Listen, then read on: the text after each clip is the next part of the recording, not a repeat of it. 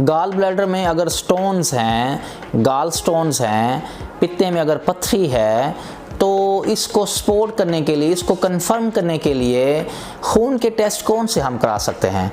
आज हम आप लोगों को इस वीडियो में बताएंगे कि खून के टेस्ट कौन से हैं, ब्लड टेस्ट कौन से करवाने चाहिए, जो कि हमें बताएंगे कि पित्ते की पथरी हो सकती है, उसकी तरफ इशारा करते हैं। सबसे पहले तो बेसलाइन टेस्ट में आता है, या फिर वैसे टेस्ट आप कराते हैं CBC, कंप्लीट ब्लड काउंट। इसमें हमें पता चलेगा कि पेशेंट का इन्फेक्शन तो नहीं हुई, क्योंकि जब पित्ते में पथरियाँ होती हैं तो वो पित्ते की पथरियाँ जो पित्ते में फिर रही होती हैं वो दीवारों को इरिटेट करती हैं वहाँ पे, और उसको इन्फ्लेमेशन कर देती हैं, तो पित्ता सूज जाता है, फूल जाता है, तो एक्यूट कोलिसिस्टाइटिस हो जाती है इससे। तो पेशेंट को फीवर भी हो रहा होता है, पेशेंट को पेन हो रहा होता है पेट में राइट साइड पे ऊपर वाले हिस्से में, इस जगह पे पेन हो रहा होता है।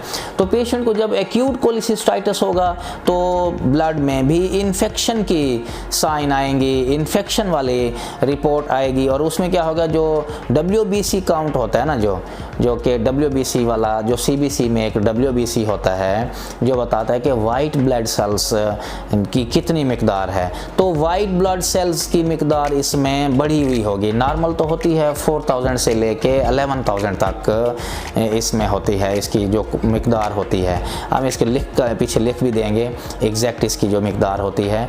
तो दूसरा ये होता है कि इसमें अगर इन्फेक्शन हुई है तो ये टेस्ट करवाने से हमें आइडिया होगा कि ये मिकदार 11000 से ज़्यादा हो गई है, 12000, 40000, 16000, बाज़ दफ़ा हम पेशेंट में 25000 तक भी होती है। इतनी जब इन्फेक्शन होती है उसमें इसकी मिकदार जितनी बढ़ती जाएगी, इसका मतलब इतनी सिवियरिटी है कि पित्ता इन्फेक्शन में गया हुआ है, पित्ते की दीवार फूली हुई है। उससे आगे बढ़े काम तो फिर पित्ते में जो अंदर पानी जो भरा हुआ है वो म्यूकोसील वाला है, और उससे अगर बढ़ा हुआ है तो वो इन्फेक्शन अगर हो गई है तो वो एम्पाइमा हो गई, यानी कि उसमें पस भर गई है।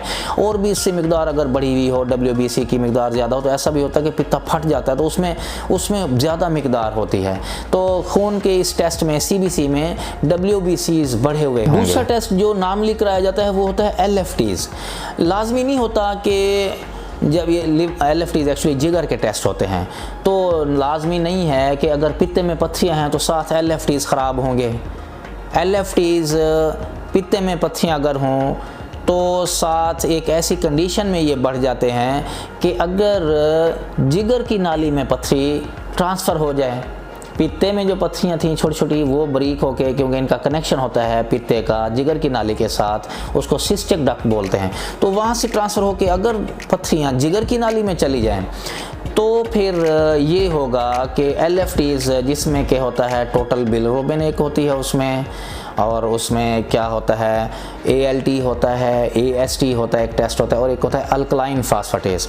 इसमें जो अल्कलाइन फास्फेटेज है, अगर जिगर की नाली में पथरियाँ हैं तो ये अल्कलाइन फास्फेटेज वाला टेस्ट बढ़ा हुआ होगा, टोटल बिलिरुबिन भी बढ़ी हुई होगी, और साथ ही होगा कि अल्कलाइन फास्फेटेज बढ़ा हुआ होगा। इसका मतलब ये होगा कि जिगर की नालियों में रुकावट है। CBD में पथरी है तो वो CBD जो है, जिगर की नाली जो है वो फूल गई है, ये अल्कलाइन फास्फेटेज वाला अगर बढ़ा हुआ होगा। लेकिन अगर दूसरे ALT, AST बढ़ा हुआ होगा तो इसका मतलब है कि ओवरऑल जिगर के जो सेल हैं, उसके जो खुलिए हैं, उनमें प्रॉब्लम हुआ है, यानी कि हेपेटाइटिस हुआ है। तो जिगर की अगर इन्फेक्शन हुई है तो उसमें ALT, AST बढ़ेगा। लेकिन अगर हमारे इसके पित्ते में पथरियों के साथ जो रिलेटेड टेस्ट है, ये इससे हमें आइडिया होगा, अगर ये बढ़ा हुआ है, बिलिरुबिन तो हाथ दोनों में बढ़ सकता है, अगर तो जिगर में इन्फेक्शन है तो बिलिरुबिन बढ़ेगा, साथ ALT, AST भी बढ़ेगा, लेकिन अल्कलाइन फास्फेटेज नहीं बढ़ेगा। अगर तो बिलिरुबिन बढ़ा हुआ है, ALT, AST नॉर्मल है, लेकिन अल्कलाइन फास्फेटेज बढ़ा हुआ है, इसका मतलब है जिगर की नाली में पथरियाँ हो सकती हैं। तो इस टेस्ट से हमें ये रफ आइडिया होता है कि पेशेंट जो पित्ते में पथरियाँ तो होंगी, साथ जिगर की नाली में भी पथरी हो सकती है, उसकी रुकावट की वजह से अल्कलाइन फास्फेटेज बढ़ा हुआ है। तो LFTs भी करवाते हैं इन पेशेंट्स में।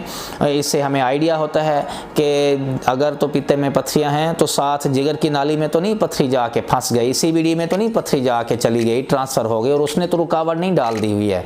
LFT से हमें ये आइडिया होगा। अगर आपका सर्जन ज़रूरत महसूस करता है तो खून के टेस्ट दूसरे जो लबलबा होता है, जो पेंक्रियाज होता है, अगर तो वो सस्पेक्ट कर रहे हैं कि आपके ये जो नालियां हैं, ये जो जिगर वाली नाली में जो पथरी चली गई है, तो उसको तो डिस्टर्ब नहीं किया। जो इसी तरह की एक नाली लबलबे में भी होती है, पेंक्रियाटिक डक्ट भी होती है।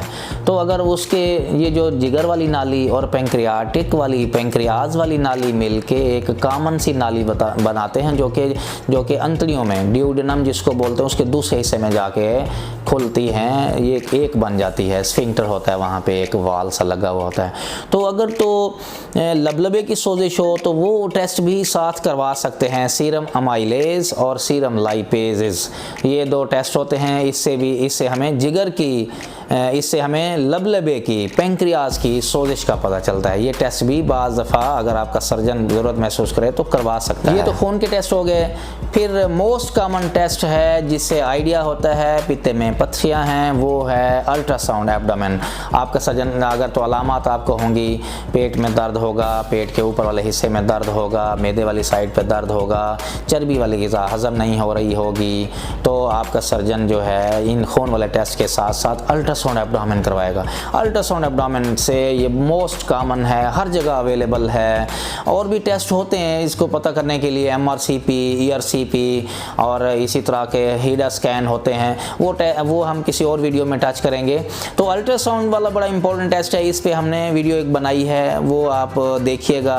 अल्ट्रासाउंड जो है, इससे हमें पता चलता है कि पित्ते में पथरियाँ हैं, कितनी पथरियाँ हैं, एक है, बहुत ज़्यादा हैं, वो पित्ते में वैसे नॉर्मली फिर रही हैं, या फिर ये है कि वो उसकी पित्ते की जो गर्दन पे आके फंस गई हैं। फिर ये अल्ट्रासाउंड से ये भी आइडिया होगा कि पित्ता सूजा हुआ है, फूला हुआ तो नहीं है, म्यूकोसील जो बन जाती है। और ये होता है कि पित्ते के इर्द गिर्द, जिगर के नीचे, इसमें यह है कि पानी तो नहीं आ गया, इन्फेक्शन वाला पानी तो नहीं आ गया, सोजन वाला पानी तो नहीं आ गया। ये सारी इन्फॉर्मेशन अल्ट्रासाउंड आपको दे देता है। तो अल्ट्रासाउंड बेस्ट टेस्ट है जो पित्ते में पथरियों का बताएगा।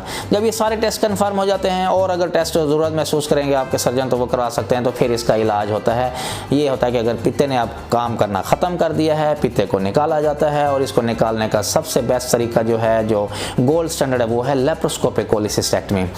लेप्रोस्कोपिक कोलिसिस्टेक्टमी बहुत ज़बरदस्त, एक अच्छी न्यू जिद्दत वाली टेक्निक है।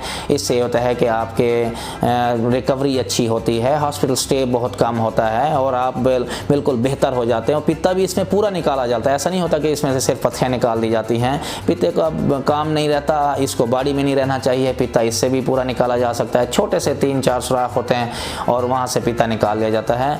तो बेस्ट ट्रीटमेंट इसकी यही होती है। आज हमने इस वीडियो में आप लोगों को बताया कि खून के टेस्ट कौन से हैं, अच्छा टेस्ट, सबसे अच्छा टेस्ट कौन सा है।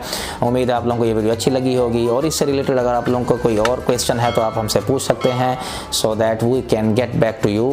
आप कमेंट सेक्शन में हमसे पूछें और हम कोशिश करेंगे कि उनको आंसर करें।